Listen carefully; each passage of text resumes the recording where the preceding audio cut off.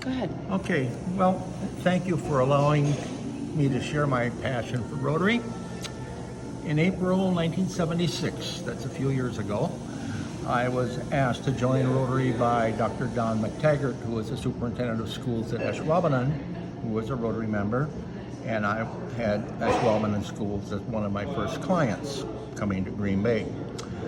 After reading the literature he provided, I found that the international aspect of Rotary was very attractive to me because I had spent 4 years out of the country studying in Europe, in Italy, and I found that Rotary could be my way of giving back for a wonderful, life-changing experience that I had studying abroad. So, well, in the first few years, because this club was initiated in 1974, we had all these old guys who were the founders, and so we new people kind of ended up on the short end of the stick in terms of doing stuff, but that's okay. But for me and for Levon, my wife, the big breakthrough was in the early 80s, 82, 83, when we got involved in the RIE program, the Rotary Youth Exchange. We, first of all, received an exchange student from Colombia, I believe, Bolivia rather, Patty Camacho. And so we had our first experience of an exchange student. Then Molly Schlafer, who's the daughter of one of the founding members, went to Norway from our club. And then we were the second Rotary couple in a club to have an exchange student, a young lady from Austria. Well, that was an interesting experience. It's a new thing. We adjusted. And then later on, we had exchange student from Denmark, Bjark, and then Francisco from Chile, and then Ursula. We never had a daughter, we had two sons. Ursula became our daughter. She was from Switzerland. And so we have visited these students in their home. Recently, over the last several years, visited their kids, their parents. So they have become a part of our family. And so that's a very, very special gift that Rotary gave us, the host. Plus our kids spent the summer program. Mark spent a month in Spain at the island of Mallorca, improving his Spanish. Andy spent a month in Italy, improving his appetite for Italian food. And they experienced a little bit of what I did by realizing that the world is bigger than Green Bay. And so we have been gifted what Rotary has given us. Then we had the group study exchange, which unfortunately is no longer a program, but that would be groups of 4 young professionals headed by a Rotarian who would go to another country and then meet with perhaps people in the same profession, get to understand cultural events, fellowship, and leadership, that sort of thing. So I was privileged to be chosen to head a group to India in 2004. And there's one way of getting to know a country, and that's through, sorry about that, Anne, but a guided tour in which you are subject to the tour guide. But if you live in the home of the people, you really understand. And so that experience for me was very, very existential. So then we also had, the club was very engaged, and Dr. Williams, Woody, who passed away recently, was very involved in the program, the Russian exchange. It wasn't really an exchange, but after the wall came down in Berlin, then of course there was great communication between people in Russia who wanted to see how capitalism worked. And so we hosted groups all the way from cheesemakers to painters to travel agents, you name it, probably 7 or 8 different types of groups. And so we explained to them how this works in a capitalistic society. They were amazed. I mean, they couldn't understand that private enterprise was doing stuff and that the government wasn't doing it. They always felt that the government was behind all this. So it was a great learning experience for them, as for us.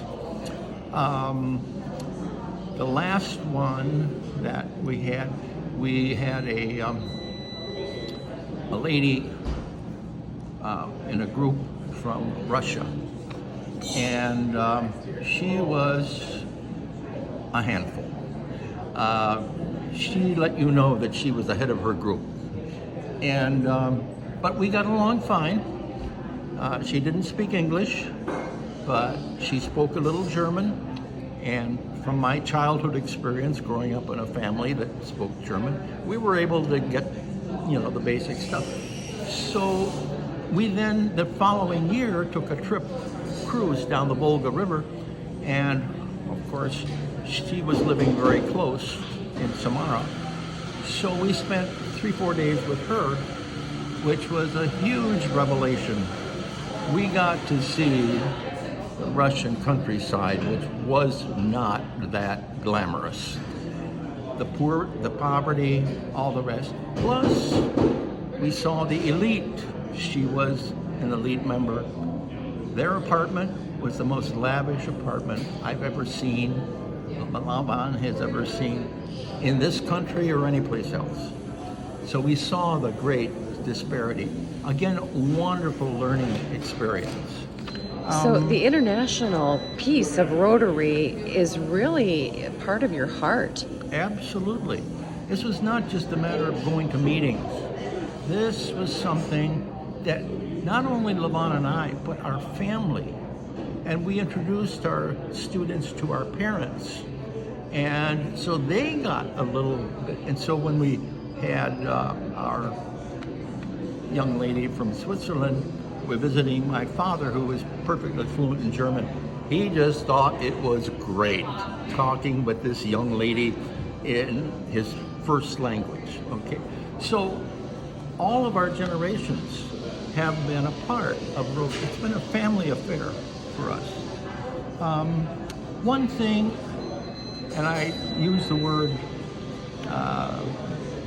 carefully, about the proudest event for me, of course, Polio Plus was a big deal in the late 80s.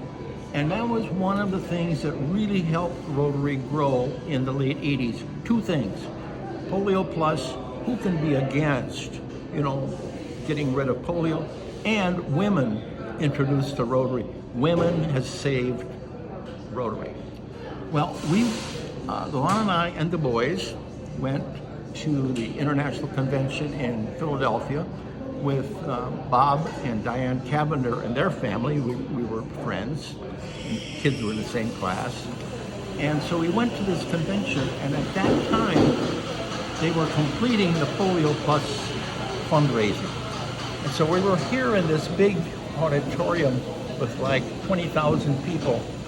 And of course, this was all planned, but it was very dramatic because there were 44 committees from around the world that were classified to give money to Polio Plus.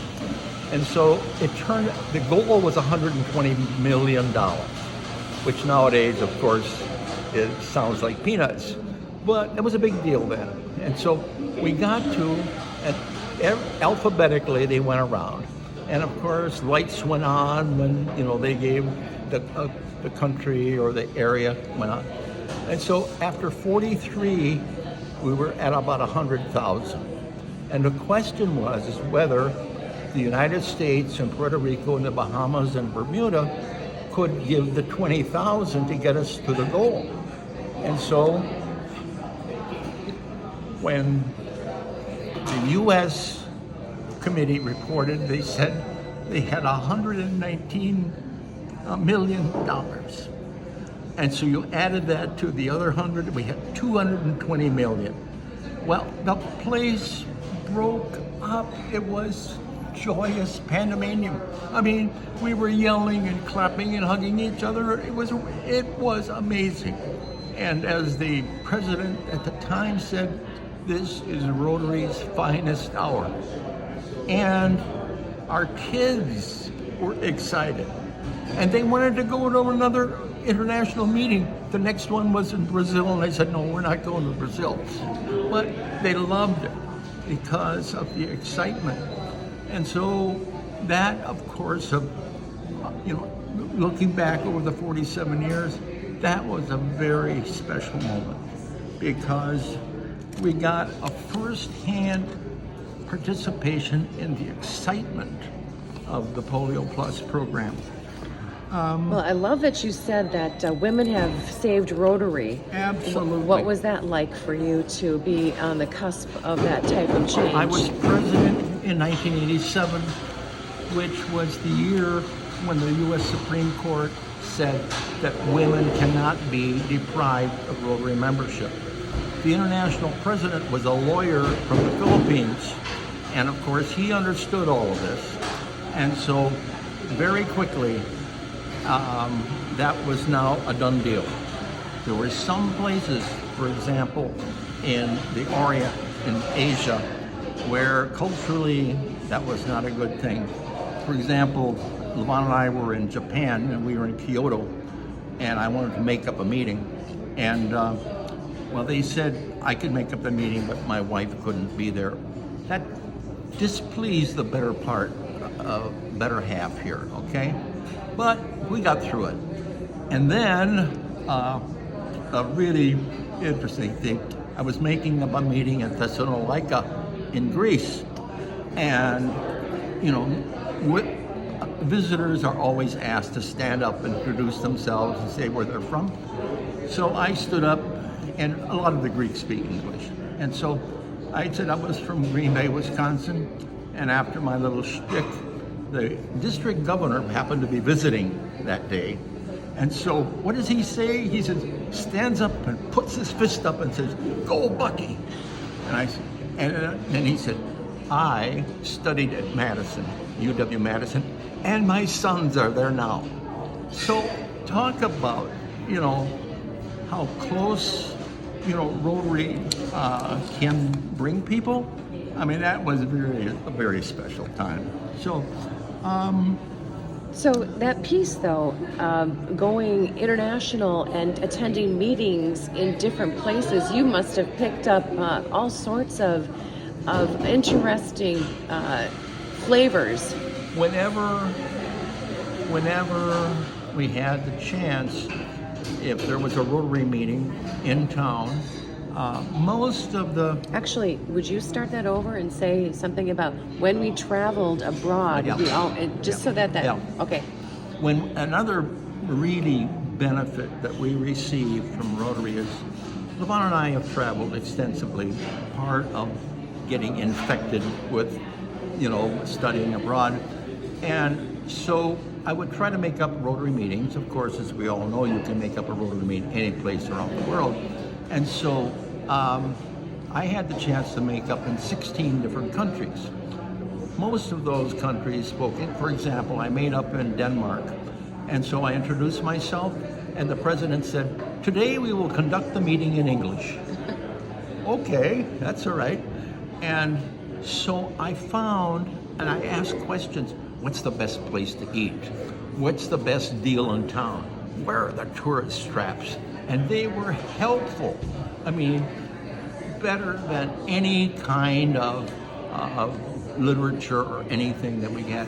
So that was a very, very special deal as well, because we were talking with real people. And so I made up meetings, even on Easter Island, way out in the middle of the Pacific. I got credit for makeup, even though the meeting was canceled that day, but you get credit for the makeup, even if I pounded on the door And but that was one of the really special kinds of situations where you have a wide variety of cultures. And many of the European countries were very, very appreciative of what America had done after the Second World War. And that was so good to hear from people themselves. So I guess both I and Levon and the boys are just very grateful for the opportunity we've had through Rotary.